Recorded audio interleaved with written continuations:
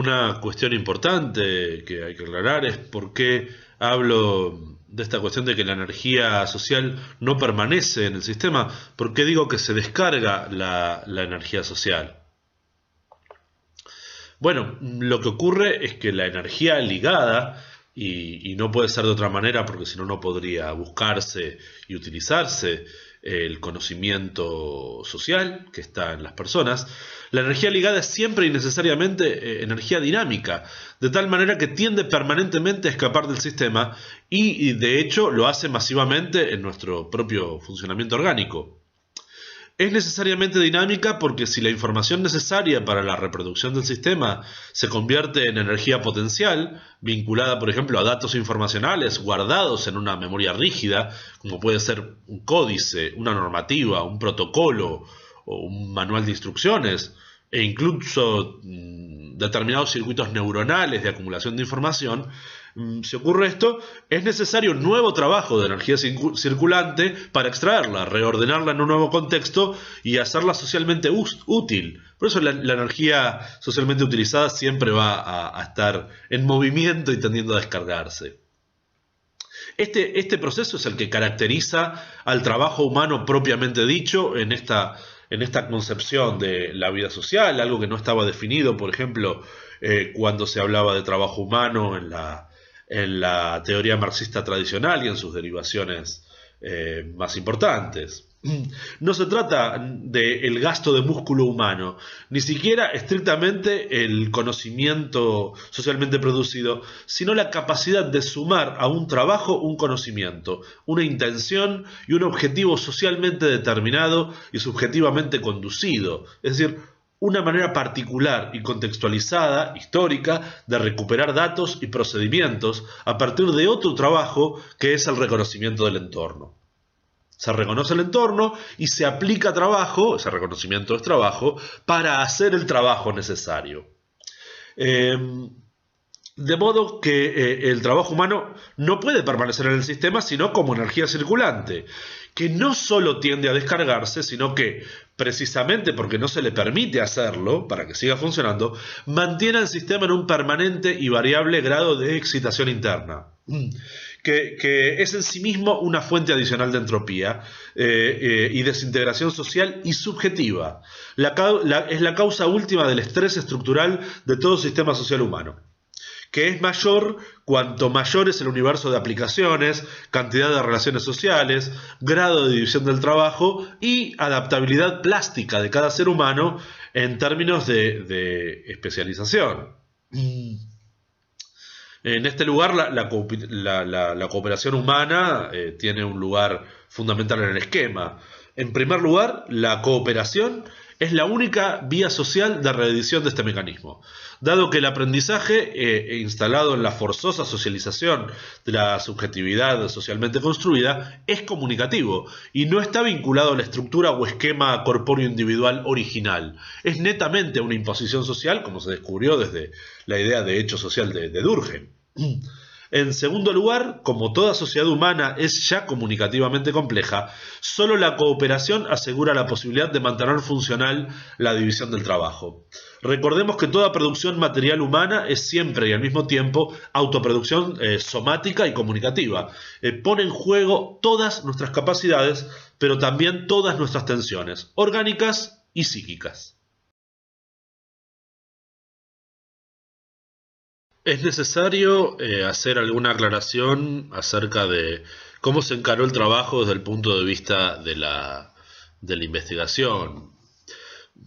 Desde el primer momento fue necesario enfrentar una serie de problemas epistemológicos, porque había que instalar la conjetura y ponerla a prueba en dos frentes simultáneos. Por un lado, debía poder desarrollarse un esquema que pudiera interactuar con la realidad externa, es decir, con el objeto de estudio que es la sociedad humana, pero al mismo tiempo era necesario revisar el discurso teórico de la sociología clásica. No solo porque esta teoría clásica es mi antagonista en la descripción de los fenómenos sociales, sino porque es todavía la parte principal de mi capacidad de reconocer siquiera que existe eso que llamamos sociedad humana. Tal vez algún día descubramos que este elemento es parte de de un fenómeno mayor, de algo más grande. De hecho, desde el punto de vista puramente termodinámico, lo es. La sociedad humana es solo una pequeña pausa de la energía solar que pasa por el planeta Tierra antes de escapar al espacio sideral. Bueno, en todo caso, esto es algo que ocurre con mucha frecuencia en la ciencia, que una determinada teoría termina siendo parte de un complejo de comprensión de la realidad más amplia.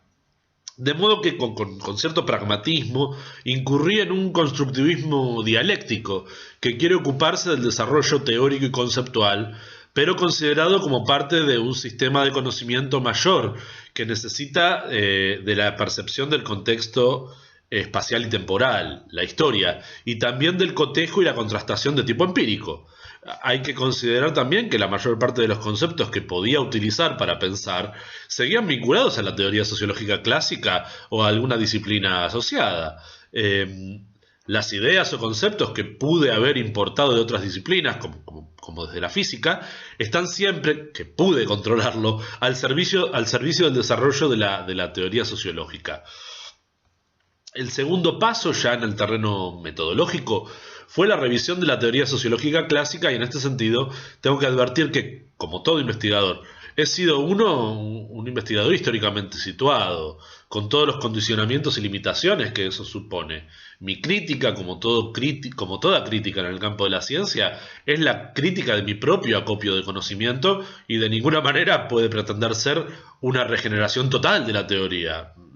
De hecho, la mayor parte de los conceptos y esquemas de percepción de la realidad social siguen siendo versiones más o menos modificadas de la sociología del siglo XX que circulaba en mis ámbitos de formación, lo cual está muy lejos de querer implicar, si no a una pequeña parte del conocimiento o las tendencias en sociología en general. En este sentido hay que recuperar la idea de comunidad científica e innovación científica que tenía, por ejemplo, Kuhn. ¿Cuál será entonces el objeto de este desarrollo teórico y conceptual? Una vez que pude evaluar que el problema observado en la teoría clásica tenía consistencia, esta es una materia de convencimiento personal, no está instalado en ninguna comunidad científica, hay que tenerlo en cuenta.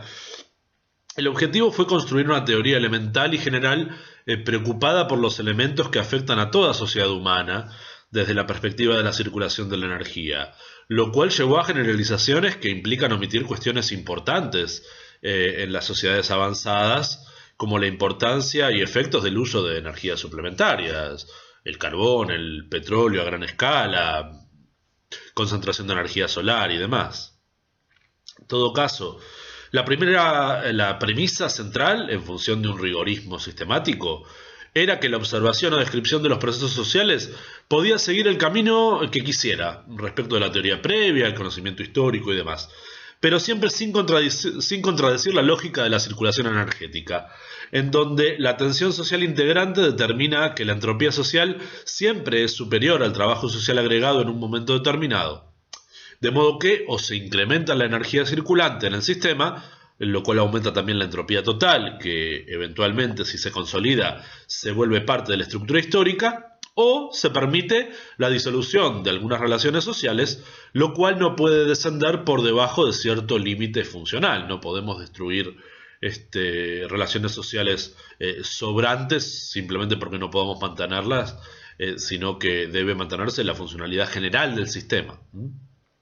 Por ejemplo, Marx sostenía que el límite de la explotación posible, la máxima tasa de extracción de plusvalía en el sistema de mercado capitalista, era la preservación de la supervivencia de los sujetos explotados, que integraban las relaciones productivas. No puedo explotar más que lo que le permite a mi trabajador asalariado seguir trabajando. Hoy sabemos que en el terreno histórico eso fue relativo, porque el sistema era más complejo y en el proceso se exterminaron, por ejemplo, poblaciones enteras, ¿sí?